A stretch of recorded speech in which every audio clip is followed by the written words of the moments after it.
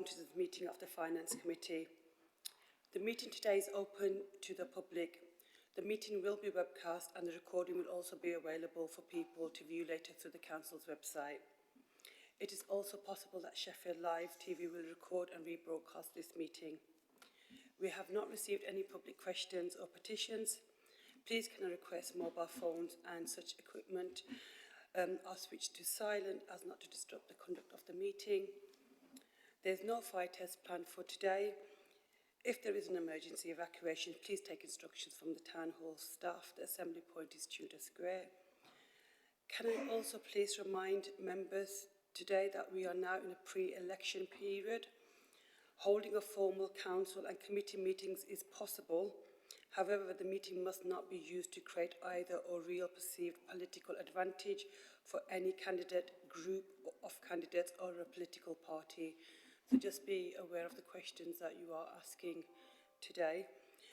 For the benefit of the webcast, please can I ask each Finance Committee member to introduce themselves. I'll start first. My name is Zahira Naz. I am the member of the Darnell Ward, and if I can start with you, Mary, please. Councillor Mary Lee, also Darnell Ward. Good afternoon, Chair. Ibby, Ullah, Councillor for Nether Edge and Sharrow. Councillor Ted Mallinson, Hillsborough.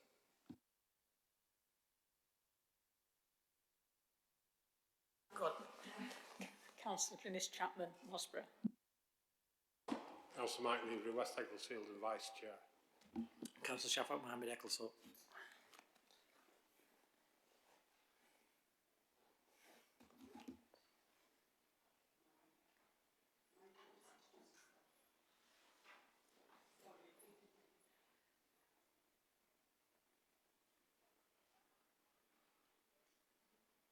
Marieanne, Elliot, Green Councillor for Glynis Valley. Sorry. Thank you. Just on time there. Apologies for absence. We have received apologies from Councillor Bryan Lodge. Exclusions of public and press. All items of today's meetings are open to the press and public. Declarations of interest. Would members like to declare an interest? Chair, one of the capital approvals, Tinsley Green, happens to be at the bottom of my garden. There's no direct financial interest as such, but for transparency, I just want to let the meeting know and the members of the public watching, but I'm advised I can still continue to vote on this item. If David wants to elaborate. Yeah, David? Yes, that's right. There's no direct impact on Councillor Mohammed's disclosable pecuniary interest, and that is disclosed, so there's no reason why he needs to not take part in this meeting. That's fine. Thank you for that, Councillor Shaffaq. Okay, minutes of previous meeting, and that's on page 9 of the agenda pack. Are members okay to approve as a correct record? Yeah. Okay, thank you very much. That's fine. Item 5, public questions and petitions. There are no public questions or petitions. Item 6, members' questions. We have not received any questions from members. Item 7, work programme, and this is on page 17 of the agenda pack. And the presenting officer is Rachel Appleyard. Thank you, Chair. Just to briefly run through this, the work programme contains all known substantive agenda items for forthcoming meetings. As you'll see, it's looking fairly like this is the last meeting of the 23-24 year. We will have a new work programme for the first meeting of the next year. Thank you.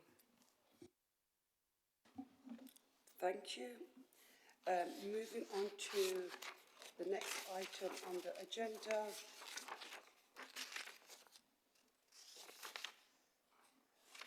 Which is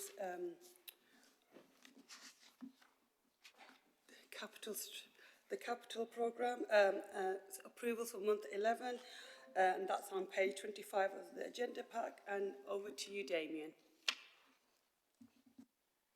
Thank you. Yeah, I'm Damien Watkinson. I'm the finance manager in the capital team, just presenting the changes that have been brought forward to the capital budget in the most recent cycle. I'll run through them quickly as usual via the policy committee area. So under Transport, Region and Climate Change, we've got feasibility works being undertaken on phase 2 of the Sheaf Valley cycle route, funded initially from the local transport funding, but then likely to attract Active Travel England funding for the substantive project. We're implementing pedestrian crossings at Dyche Lane, Monkton Road and at Burley Spa. There are 20-mile-an-hour zones at Ale Marshall and Greenlands that are moving from feasibility stage to detailed design and delivery. So that's the increase in cost for those. And following detailed design of this 20-mile-an-hour zone scheme at High Green, there's been a saving identified at that, which will be returned to the local transport plan funding. The Kellam and Neepsend parking scheme had been previously at this committee.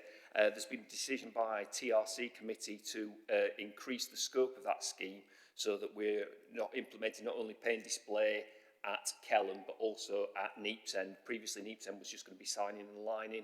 There's also going to be pay and display there now, so there's an increase in the budget required following that decision. School advisory 20-mile-an-hour zones, there were 7 sites selected. The costs have increased for construction on those and increased consultation that's been required around the schools in those areas. Under community parks and leisure, we're using some Section 106 funding to conduct feasibility at Mather Road regarding sports facilities there, particularly around football pitches and the Mugger. So that will come back with a design about what can be achieved on the site. The Species Survival Grant, which we took a decision around accountable body status on last month, it's the first tranche of spend from that. It's for an ecology consultant that's going to help develop the capital plans around Shirebrook Valley for the utilisation of the rest of that Species Survival Grant. We've received an additional £67,000 from the Youth Investment Fund, which is going to be added to the budget for the All Saints Youth Club improvements that are happening there. Initially that's going to go into contingency, but there are plans to utilise that potentially for some special educational needs facilities at that site if budgets permit. Thorpe Green Park, following feasibility and consultation, is moving on to the delivery of the improvements at that site. And a similar position at Tinsley Green Mugger, again following feasibility, improvements to the surfacing of the pitch, goal lens, etc. Are now costed up and ready to be delivered. There's been an increase in cost of around 50k at Hillsborough for the library entrance and accessible toilet schemes that have run in together as a single contract. There's been additional foundations need to be dug at that site. There's been various cost increases that have been met from additional contribution from the parks revenue budget. Handsworth Rec is again following feasibility consultation going on to delivery phase of improved play equipment on that site. And just to say that the parks section 106 allocation is slipping 350k from 23-24 into 24-25 for schemes that will be delivered in the forthcoming financial year. Adult health and social care, this is slightly different. We have this annually on the programme. We get disabled facilities grant funding from central government, which is a capital grant, but it's spent on improvements to individuals' households to allow them to remain at home. It's a statutory responsibility that we have. So that's made up largely, it's 6.2 million in total that we're asking for approval for. There's the mandatory grant element, accelerated adaptations grants, which is up to 10k, and it's not means tested for people at end of life or to expedite discharge from hospital. There's a potential top of 20k to the mandatory 30k limit, so we make an allowance for that. The basic allowance for the past few years from central government has been 5.1 million. Sometimes we get an extra within year. This year we got, 23-24, we got an extra 450,000. But we're putting in an additional 1.1 million from a historic social care capital grant we've got to make a budget of 6.2 million this year. Past few years, this has been tackling a backlog from COVID, where we've not been able to get in and make adaptations, so we've needed increased funds, but that is levelling off now, so the total request is 6.2 million. Under housing, we're doing feasibility work on bringing back into use 6 one-bedroom flats at Wordsworth Avenue. We've had a final cost claim for the Daresbury and Berners council housing new build. Contractor claims hadn't been included in inflation. These have been assessed by our contract managers, and the final claim of 700, an additional 700k is considered reasonable. So that's the final uplift on that scheme. And then we're just reducing a capital contribution to the Glynis Valley Master Plan to allow work to continue in revenue for that delivery team to build up the planning on that. Education, children and families, starting feasibility works on eco works, which are for LED lighting and potentially solar PV at Mundella Primary and Norton Primary, funded initially from our Community Renewable Energy Fund, which is part of the Community Infrastructure Levy. So that will ascertain where the loading of the building, etc., and how far we can progress with those works at those two schools. We're moving to delivery stage on fire risk assessment works at Halfway, Highgreen and Rainhead schools. And we're also making a provision for 150k for primary emergency works from the school's condition allocation that we receive. This is for works where if there's a sudden failure of an item at a school, which we don't have time to come and get approval for a full scheme to deliver that, we've got 150k there where we can make contributions to schools to keep them up and running. We're making a grant to Mercia Trust for a total of around 520k for them to deliver integrated resources for special educational needs at Woodland and Nether Edge schools. So that'll be up to 35 places across those two sites. And in Appendix 3, there's reference to the grants that we'll be entering into to facilitate that for the trust. We're also approving 850k capital grants to providers for the as part of the childcare expansion grant. So we received this from central government. It's to increase capacity for free early learning entitlements and for wraparound childcare around school hours, so between 8 and 6. There's going to be an expression of interest and application process for providers to be able to access these funds. There's been a saving of 30k at the Integrated Resource Special Educational Needs at Stannington, so that will go back into the Special Educational Needs Fund. We've had an increase in costs at Halfway, where the windows and door replacement scheme, further surveys identified additional work that was required, and access to some of the windows is difficult, which required additional equipment. And there's been a small increase in cost at Bents Green for a residential conversion that we're doing to provide solo placements for looked after children. In essential compliance and maintenance, we've got the town hall lighting scheme, which is around 356k, which is looking at replacing all lighting with LED, which should generate significant savings. Initially, they're used to repay the funding, but then following that, the savings will accrue to the council. And then we've got our corporate essential maintenance block allocation. We're just reducing that by around 77k. There's been a number of small director variations on fire risk assessment schemes at community centres and at Firth Park Clock Tower. So we're just taking 77k from that to fund those variations. And then in Appendix 2, we're requesting a conditional approval of £9 million. It's for the development of a new GP hub at Southie and Parson Cross area. There was a decision taken by the Strategy and Resources Committee back in December 22 that approved the principle of us being the development partner with the Integrated Care Board for this. But currently we're just finalising the legal agreements around the funding and the leasing of the building. So the whole development will be completely funded by NHS England, and then for 60 years the leasing of the building will be met by GPs and the Integrated Care Board, with council acting as landlord only.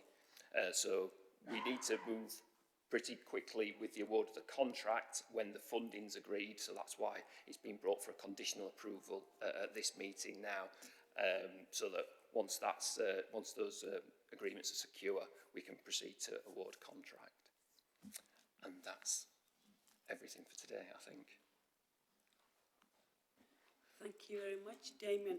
Actually, before I move on for questions and comments, on page 40, there's mention of Sheffield City Council working with partners, and one of the partners is Sheffield and Rotherham Wildlife Trust, and I work for that organisation. So even though there's no financial gain, I just would like to let people know, similar to Councillor Mohammed's before. So thank you for that.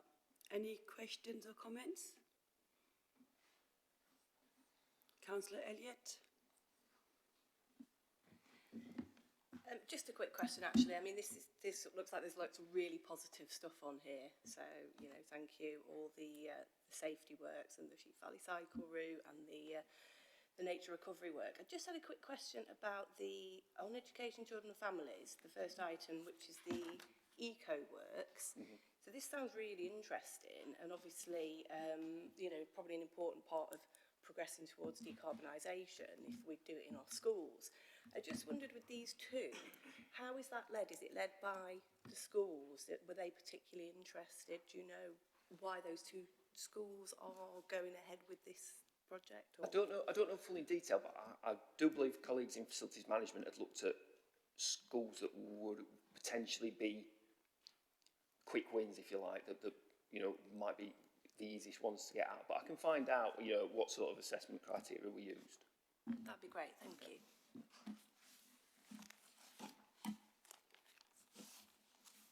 Okay, so Damien, there isn't any further questions or comments.